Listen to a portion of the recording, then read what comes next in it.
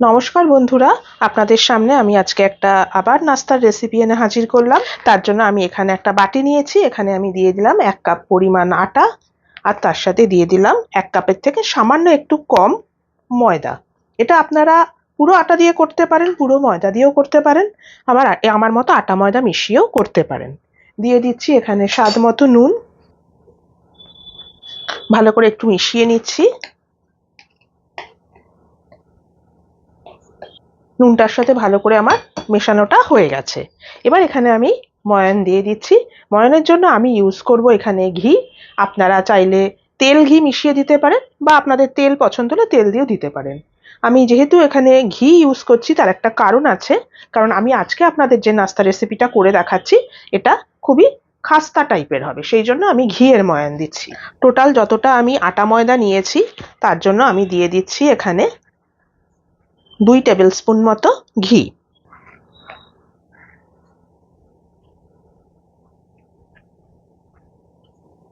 ময়ানটা এরকম ঘিয়ের যদি ইউজ করেন তাহলে কিন্তু খুব খাস্তা হয়। ভালো করে এবার আমি মিশিয়ে নিচ্ছি হাতের সাহায্যেই। এটাকে খুব ভালো করে আগে মিশিয়ে নিতে হবে।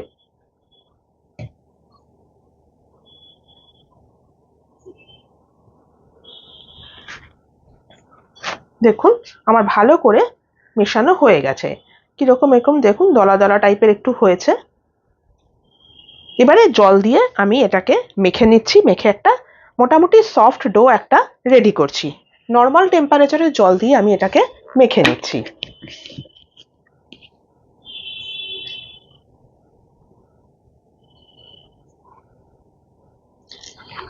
দেখুন মাখাটা আমার হয়ে গেছে।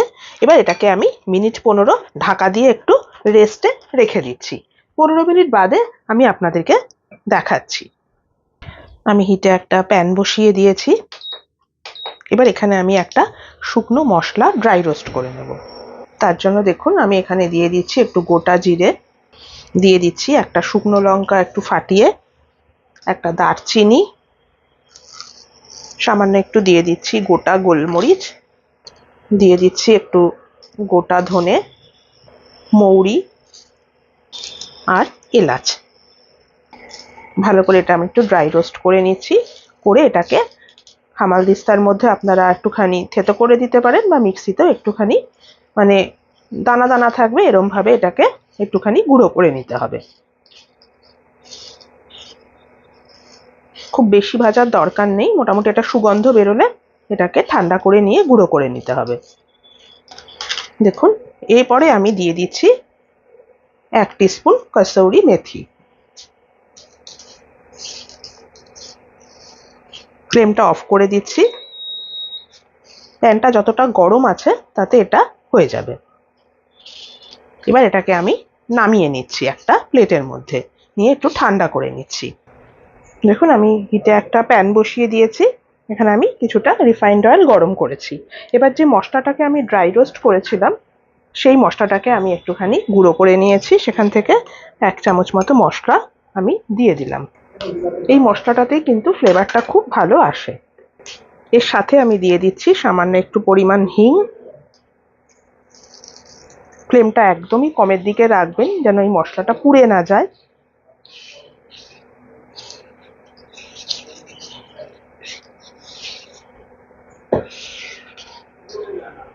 এর সাথে আমি দিয়ে দিচ্ছি এবারে একটা মিডিয়াম সাইজের পেঁয়াজ কুচি।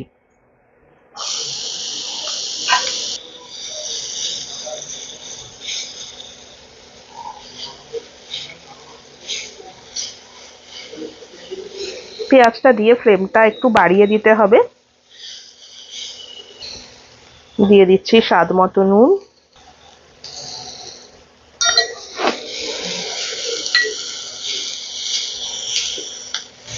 পেঁয়াজটা একটু ভাজা ভাজা হয়ে গেছে।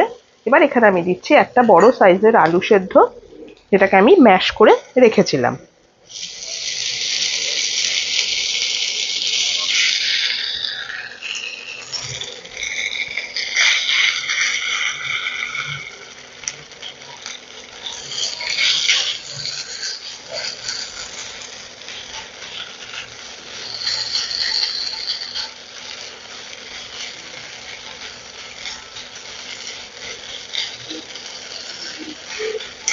এবারে আমি ফ্লেমটা একটু কমিয়ে কিছু গুঁড়ো মশলা এখানে অ্যাড করছি।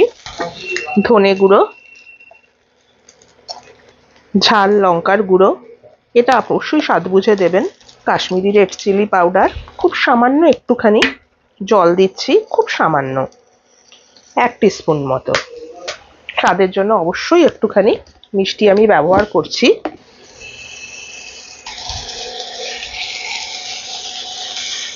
এবার ভালো করে আমি মিশিয়ে নিচ্ছি।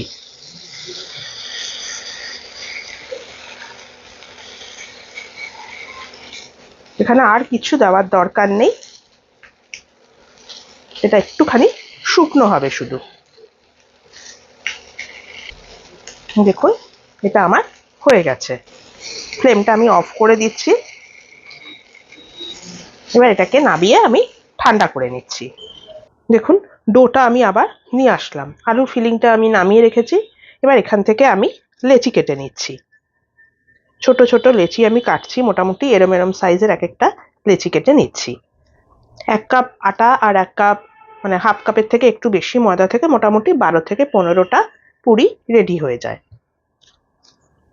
এরম এরম ভাবে আমি প্রত্যেকটা লেচিকে আগে গোল গোল করে নিচ্ছি। আমি আজকে আপনাদেরকে বানিয়ে দেখাচ্ছি আলুর খাস্তা কচুরি, আলু পেঁয়াজের। আমার এগুলো সমস্ত লেচিগুলো আমার গোল করে নেওয়া হয়ে গেছে। এটা আপনারা হাতের সাহায্যে বাটি করেও আপনারা করতে পারেন, বা সামান্য একটু বেলেও করতে পারেন, যার যেরকম সুবিধা। আমি সামান্য একটুখানি বেলে আপনাদেরকে এটা করে দেখাচ্ছি। এটা একটু তেল দিয়ে বেলতে পারেন, শুকনো ময়দা দিয়েও একটু বেলতে পারেন। আমি একটু শুকনো ময়দা দিয়েই বেলছি।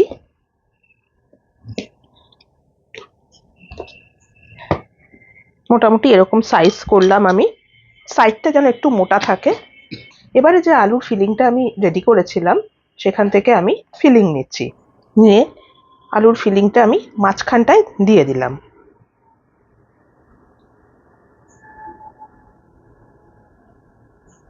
ছড়ানোর কোনো দরকার নেই, ঠিক মাঝখানটায় যেন থাকে।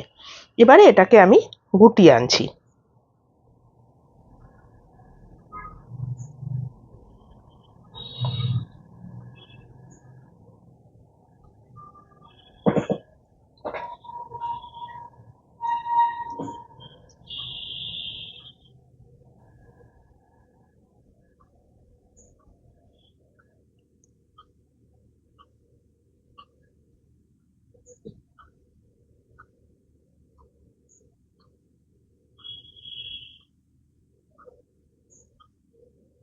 ভালো করে টাইট করে ঘুরিয়ে ঘুরিয়ে এটাকে আমি এরম ভাবে মিশিয়ে দিলাম। এটাকে আর বেলবেন না, এবার হাতের সাহায্যে একটুখানি এরম ভাবে করে দিলেই এটা হয়ে যাবে। এই যে আমি আরো একটা আপনাদেরকে করে দেখাচ্ছি।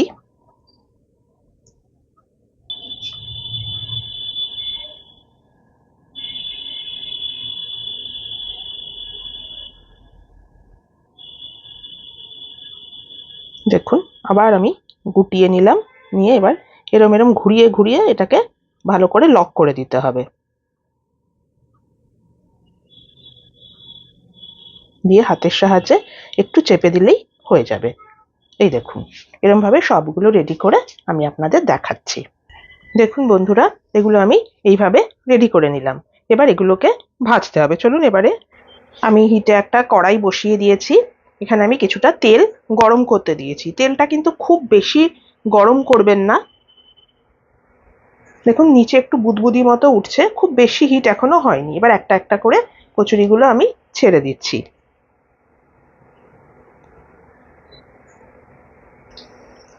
একটু লো টু মিডিয়াম হিটে এটা করতে হয়। ডিপ ফ্রাইও আপনারা করতে পারেন, কিন্তু বাড়িতে বলে আমি এগুলোকে খুব বেশি তেলে করছি না। উল্টে দিচ্ছি আমি।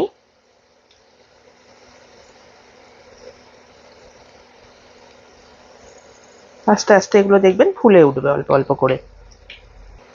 এরকম ভাবে বাড়িতে বানিয়ে নিলে দেখবেন দোকান থেকে তো কিনে খাওয়ার দরকার পড়বেই না। গেস্ট আসলেও কিন্তু আপনারা এভাবে বানিয়ে দিতে পারেন।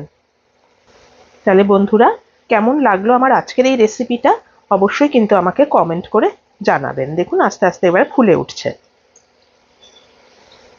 এবারে আস্তে আস্তে আমি উল্টে পাল্টে এগুলোকে ভেজে নেব। এগুলো আর পুর বেরিয়ে যাওয়ার কোনো সম্ভাবনাই নেই। এই দেখুন কি সুন্দর ফুলে উঠছে। আবার আমি উল্টে দিচ্ছি। এভাবে এটাকে একদম গোল্ডেন করে ভাজতে হবে। এটা মোটামুটি গোল্ডেন করে আমার ভাজা হয়ে গেছে। এবার আমি ফ্লেমটা অফ করে দেব, দিয়ে এটাকে আমি তেল থেকে তুলে নিচ্ছি, নিয়ে আপনাদেরকে এটা সার্ভ করে দেখাচ্ছি। আপনারা এটা সস দিয়ে খেতে পারেন, আচার দিয়েও খেতে পারেন, আবার শুধুও খেতে পারেন। চা কফির সঙ্গে খুব ভালো লাগবে। দেখুন বন্ধুরা, আমি এভাবে সার্ভ করলাম আজকের এই স্ন্যাক্স রেসিপি খাস্তা আলু কচুরি। আপনারা অবশ্যই একবার ট্রাই করবেন। আপনাদের কেমন লাগলো আমাকে কিন্তু কমেন্ট করে জানাবেন। আমার এই রেসিপিটা যদি আপনাদের পছন্দ হয়ে থাকে, আর আপনারা যদি আমার চ্যানেলে নতুন বন্ধু হয়ে থাকেন, তাহলে প্লিজ আমার চ্যানেলটিকে সাবস্ক্রাইব করে একটা লাইক করে আমার পাশে থাকবেন। আর যদি ফেসবুক থেকে দেখেন, আমার পেজটিকে ফলো করে নেবেন। আজ তাহলে চলি, আবার চলে আসবো অন্যদিন নতুন কোনো রেসিপি নিয়ে। সুস্থ থাকবেন, ভালো থাকবেন, নমস্কার।